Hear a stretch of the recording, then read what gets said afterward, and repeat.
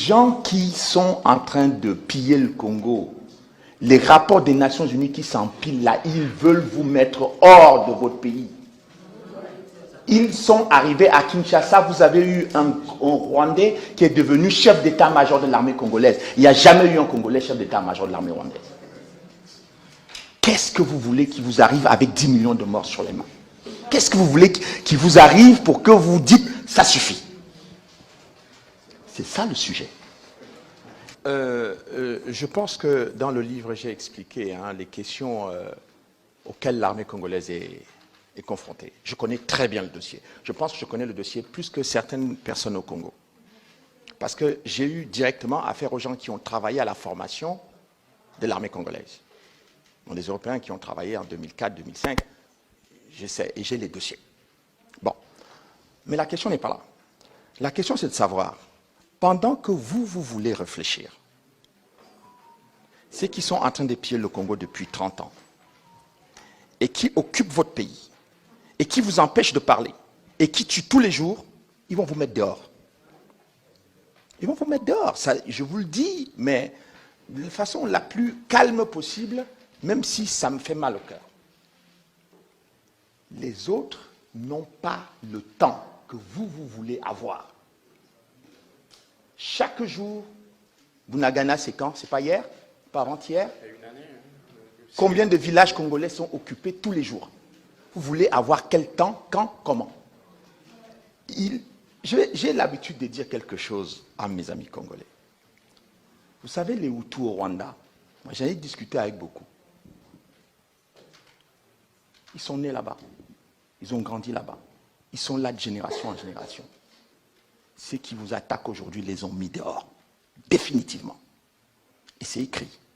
Le représentant spécial de l'Union européenne, M. Ado Ayelo, dans un de ses rapports confidentiels que j'ai pu obtenir, c'est pour ça que je me suis battu pour que vous ayez des éléments, pour que vous ne veniez plus parler comme ça, comme si vous ne comprenez pas ce qui se passe. Ce qui se passe contre le Congo est très, très sérieux.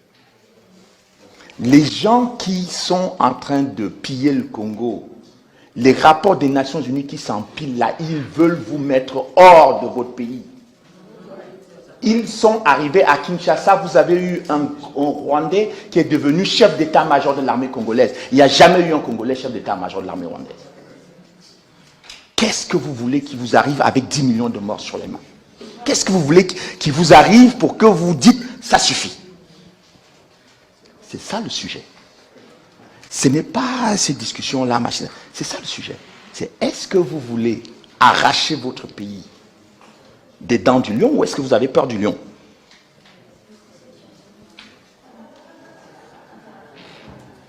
Je rends hommage ici à des petits Congolais que beaucoup d'hommes politiques ou de responsables, etc., méprisent.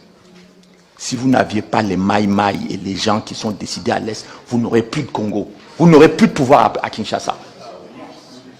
Et ça, vous n'avez pas besoin de 40 ans. Hein. Vous avez besoin des gens déterminés. J'ai travaillé sur la résistance française. Entre 1939 et 1940, quand la France a été occupée, vous croyez qu'il y avait combien de Français qui étaient prêts à se battre contre les Allemands? Lorsque le général de Gaulle a constitué son armée, il y a eu quelques Africains là qui sont venus. Ils ont rejoint le général de Gaulle après la défaite de Dakar. Ils se sont mobilisés, ils ont lutté jusqu'à venir libérer ce territoire. Pourquoi vous ne voulez pas faire confiance à vos Congolais? Pourquoi vous ne voulez pas encourager, galvaniser les populations congolaises? Elles n'attendent que ça pour que vous repreniez votre pays, que vous n'ayez pas peur. Même si le lion monte les dents, mettez vos mains dans la gueule du lion et arrachez votre pays.